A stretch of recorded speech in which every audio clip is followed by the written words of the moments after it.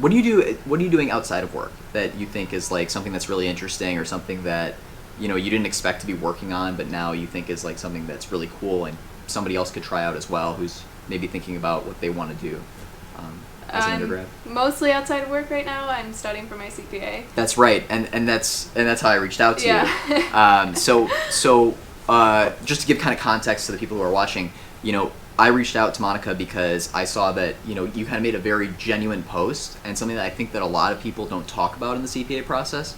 A lot of the times you see that they've said like passed all 4 parts or passed this part, and I think that the reality is that like when you're going through the CPA, it's actually really tough, and just because you're seeing all of this good stuff happen to people around you doesn't mean that there aren't a ton of people also going through it.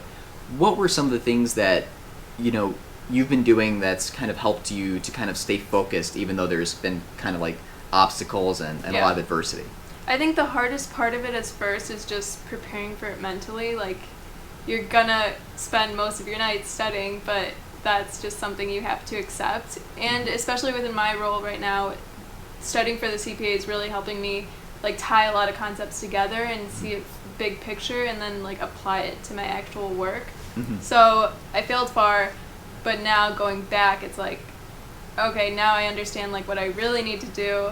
Like how much effort I really need to put in, because I don't think I was putting enough effort in the first time, but now it's like. And that's okay too. And the amazing thing is it's okay, and it's even better because now you have such a better understanding of what, to your point, goes into it. And I think that that's really valuable to people who might be like kind of and not cutting corners in like a bad way, but like they've got work or they've got school and they've got to kind of like fit in as much time as possible or try to get as much as possible. And the reality is that it's tough to then kind of do well from a sense of that you're supposed to be putting this in, and then when test time comes, it's tough. What are your when you so I'm thinking about how to frame this question. Why do you think that the CPA is so important to the industry? That's something that I ask people about it, and basically they say, well, because my firm tells me to do it, or because my school told me I need to have a CPA to kind of stand out. And I'm curious, what do you think is the importance of a CPA outside of just the firm basically requiring it, or to help you kind of differentiate yourself in the market? I think it really like solidifies your understanding of everything you've learned in school so far, because you learn stuff, you take the test, and then you kind of like let it slide out of your mind. Happily, too, right? Exactly. Like, just forget about it. But now it's like, okay, this is what you're doing. This is what your work is.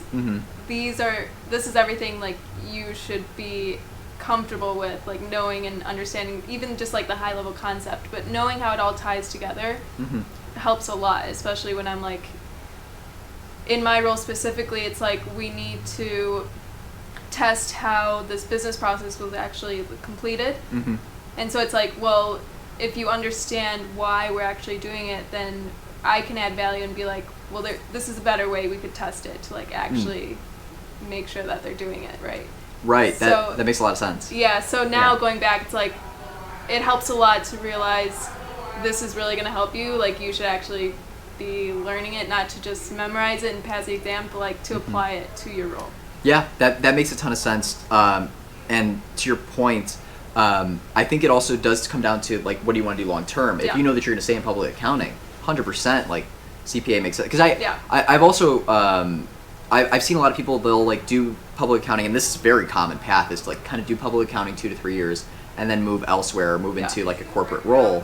I'm curious, long term, how do you know exactly what you want to do? Is it just now that you're working and you're trying to learn as much as possible and you'll make that decision, maybe a year or two later? Or is it something that you kind of like went in and you like, oh, I really want to do public accounting for the rest of my life because it's just something that I enjoy doing, and being in that kind of, environment? I think I'm still struggling a little with that question. It's like, do I actually want it's a question that I don't expect you to have the answer, but if you have any insight, that could really help somebody who's like an undergrad and they're getting pressure from tons of different places, parents, friends, classmates. What are you going to do? What are you going to do? Right. Well, even now, I don't know what I want to do, but I think now I'm just kind of setting myself up so that later I can be like, okay, I have this certification, I have experience this many years in risk consulting, now I can pretty much decide, like, I have way more opportunities and different paths that I could take. So I don't know what those paths are yet, but I'm learning throughout the process to, like, really understand what I like and what I'm passionate about. Yeah, and it's funny because that's the reason I went into accounting is the reason I chose accounting is because I said, okay, well, what's the thing that opens up as many doors as possible? 'Cause I don't think there's a single person. I shouldn't say a single person. There's probably like 1 of 1% that knows exactly what they want to do for the rest of their life, and they know the path to get there. And the reality is, I was not one of those people. Yeah. But I realized that accounting would open up a lot of doors for me if I wanted to go into investment banking, financial analyst, business analyst, accountant, right? The actual thing I'm studying. Yeah. And then to your point, you're saying, well, look, I want to develop my skills, right? I'll be able to harness those skills, within working for a little while, and I'll have the certification. Then I can go decide, after working and understanding kind of different industries that I'm going to be working with, what exactly do I want to do? And so to your point, it's just basically doing that except within the real world. And so I think that that's an incredibly just practical and real answer for a lot of kids who are probably, to my point earlier, just getting a ton of pressure from a lot of different places. Yeah, I mean, the best way to learn also is just talking to different people and, like, understanding their path. And even, like, in school they tell you go to all these networking events, meet people. Like, continue to do that outside of school, because that's how you're going to learn about, like, what other people do. If you don't ask, you never know. 100%. I'm really passionate about that. Yeah. Because what I found is that undergrads will ask 1 or 2 people they really trust. Yeah.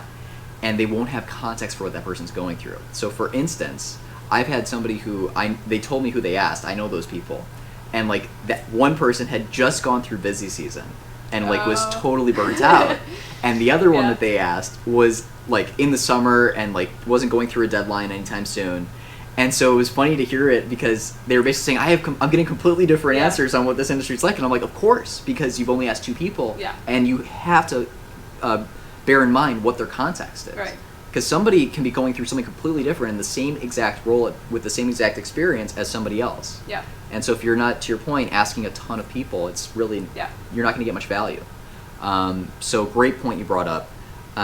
Anything else you want to talk about that you think could be really helpful to, like, undergrads or high schoolers, things that you kind of experienced and you think might provide some insight for them?